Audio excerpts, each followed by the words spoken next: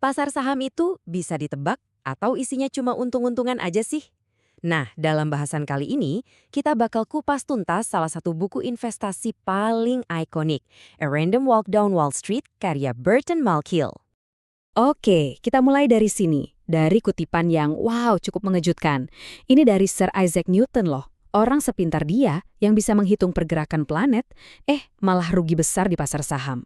Pengakuannya ini langsung kena ke jantung masalah investasi. Logika seringkali kalah sama emosi. Jadi, gimana dong cara kita nentuin harga sebuah saham? Mahal atau murahnya dari mana? Menurut Malkiel, pada dasarnya cuma ada dua aliran pemikiran besar. Dan keduanya ini saling bertolak belakang. Yuk, kita bedah satu persatu. Nah, ini dia dua kubunya. Di satu sisi ada yang namanya teori fondasi kokoh. Ini yang logis banget, pakai data, pakai hitung-hitungan. Di sisi lain, ada yang namanya teori istana di angkasa. Nah, yang ini lebih ke soal psikologi, soal nebak-nebak apa yang bakal jadi tren. Oke, kita bahas yang fondasi kokoh dulu ya. Anggap aja ini kayak pendekatannya para insinyur atau detektif lah. Orang-orang kayak Warren Buffett itu penganut aliran ini. Idenya simple, mereka riset mendalam, gali semua data, buat nemuin apa yang namanya nilai intrinsik atau nilai sebenarnya dari sebuah perusahaan. Nah, sekarang kita lihat lawannya, teori istana di angkasa. Kalau tadi kayak detektif, yang ini lebih mirip peramal tren. Dipopulerkan oleh ekonom John Maynard Keynes, teori ini bilang, lupakan soal nilai intrinsik. Yang penting itu bukan berapa nilai asli sebuah saham, tapi berapa orang lain bersedia bayar untuk saham itu. Jadi, ini semua soal nebak apa yang bakal nge-hype berikutnya. Teori istana di angkasa ini emang kedengarannya masuk akal ya. Bisa menjelaskan kenapa ada saham yang tiba-tiba booming. Tapi, ada masalah besar. Seperti yang Malkiel bilang, istana yang dibangun di atas awan, tanpa fondasi, ya cepat atau lambat pasti bakal runtuh. Dan biasanya runtuhnya itu dramatis banget.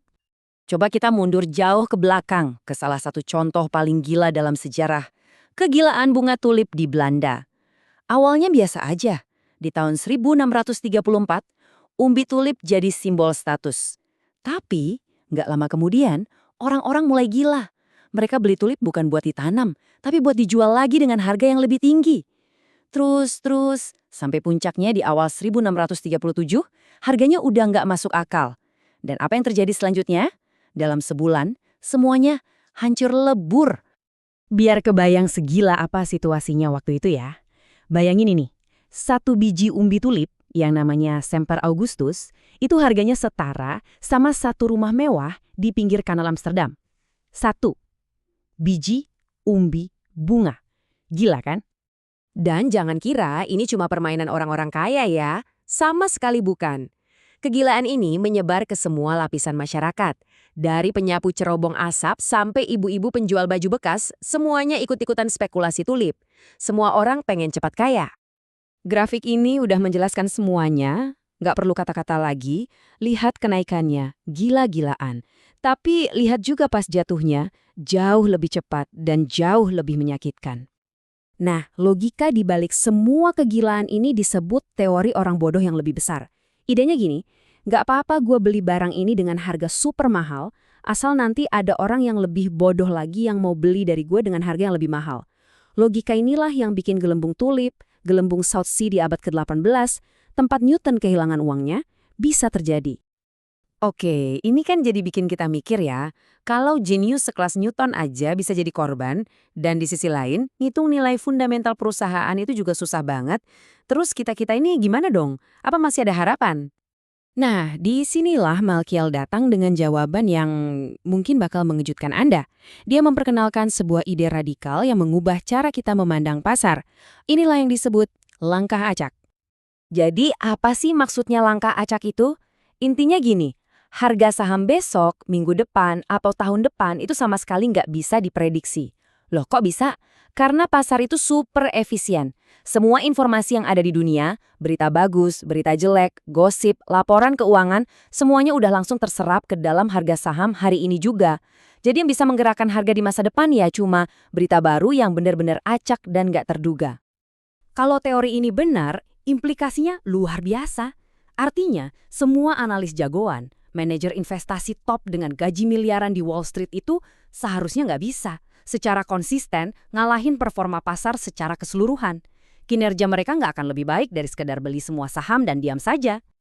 Dan ternyata, ini bukan cuma teori. Data membuktikannya. Riset Malkiel menunjukkan kalau dalam jangka panjang, mayoritas manajer investasi profesional, setelah dipotong biaya-biaya mereka yang mahal itu, justru kinerjanya kalah sama rata-rata pasar. Mereka kalah sama kemalesan. Coba deh, lihat tabel ini. Ini bukti nyata.